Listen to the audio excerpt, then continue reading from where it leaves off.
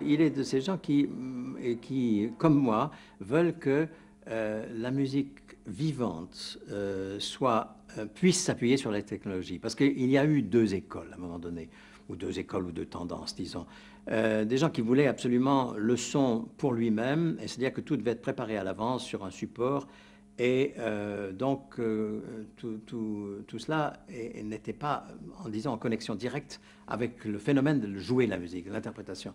Tandis que Philippe et moi-même, du reste, nous avons beaucoup agi dans le sens où nous voulions que la technologie soit présente au moment même de l'interprétation.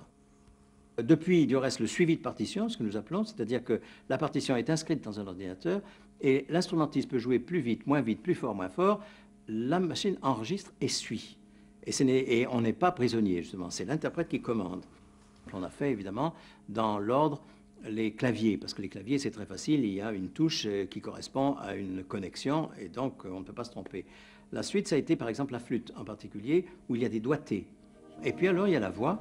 Et je crois que Philippe s'est beaucoup intéressé à la voix en particulier, parce que c'est aussi quelque chose qui est très difficile. Vous ne pouvez pas, il n'y a pas de doigté, il n'y a pas de clé, il n'y a pas de repère, comme une touche, par exemple, qui est un repère absolument inaliénable. Dans son futur opéra, il va utiliser certainement la captation de la voix comme une chose intéressante. Du reste, il l'a fait dans une œuvre qui était pour soprano et technologie. Il a déjà abordé ce problème et je pense qu'il l'abordera bien davantage.